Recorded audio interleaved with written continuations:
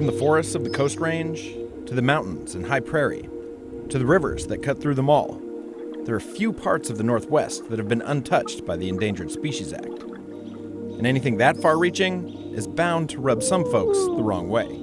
Two very fundamental American ideals come crashing together, and one is this concept of Teddy Roosevelt, Wild West, wildlife, preserving that, and private property rights. Private property rights is a very American ideal. And how do you reconcile those two? That's Paul Henson, who worked as Oregon State Supervisor for the U.S. Fish and Wildlife Service before retiring recently. In his view, the ESA, Endangered Species Act, is an unequivocal success. Right. And Kim Kratz, who helps oversee salmon recovery for the National Oceanic and Atmospheric Administration. I think that the Endangered Species Act has had a pretty significant role in keeping these populations from going extinct. That's not exactly a surprising take from two people in charge of implementing the act. But Henson explained his reasoning. It stopped extinctions. It impressed upon the country the need not just to keep species from going extinct, but preserve the habitats, or in the language of the act, the ecosystems upon which they depend. The romance of pig farming. All right, come on. But what about the people who share the land with the animals protected under the act? Come on, pig.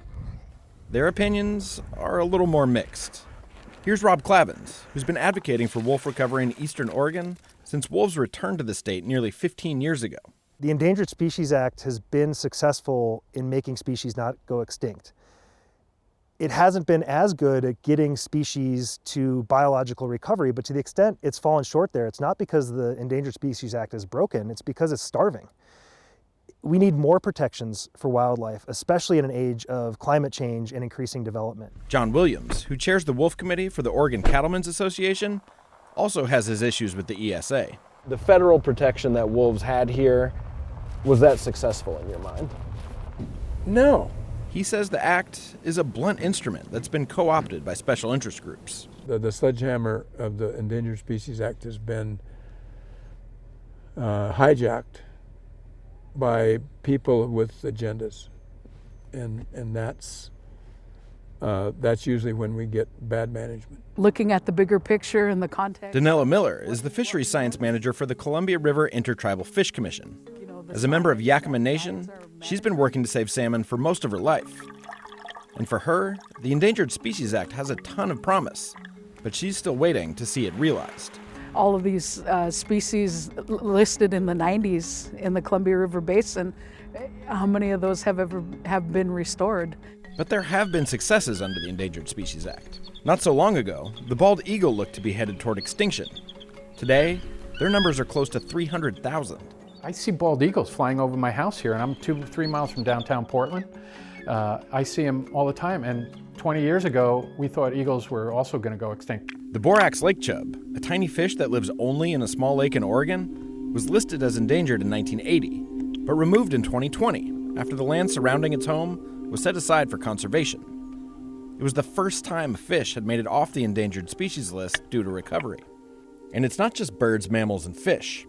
Nelson's checker mallow, a flowering plant with bright pink blooms native to Pacific Northwest prairies, staged a remarkable comeback and was taken off the list just this year. Because enough landowners have private landowners have provided habitat for that plant. There she is. And there's some cause for optimism for the Northwest's most high-profile endangered species, too. Last month, the U.S. Fish and Wildlife Service proposed killing roughly 400,000 barred owls in Oregon and Washington over the next 30 years. While that might not be welcome news if you're a barred owl, studies have shown spotted owl populations have stabilized when their larger, more aggressive counterparts are removed. And talks continue around the removal of 4 large dams on the Snake River. Tribes and salmon advocates have been pushing to breach the dams for years to improve prospects for salmon, though many in the inland Northwest have raised concerns about the loss of hydropower, irrigation, and shipping. And for the wolf, the state now feels like the species has reached a big enough population in Oregon to export some wolves. Colorado voters approved a plan to reintroduce the species there, and Oregon will be sending up to 10 of its wolves to the state early next year. But despite the successes and reasons for guarded optimism, the ESA still has lots of room for improvement. and it's pretty good at keeping the species just hovering just above extinction, but it's not terribly great at recovering species and getting them to be a really healthy population again. Henson said he'd like to see changes to the act that would prioritize action well before a species gets so close to extinction. The moment where you'd get the most conservation done is before something's listed, but when a listing is imminent. So how do you kind of impress upon folks you have this urgency, but you don't get locked into an inevitable path of having to list? And a more proactive approach to conservation will only become more important as climate change and human development continue to increase. There's too much at stake to allow these to continue to decline and not to invest in a long-term recovery strategies.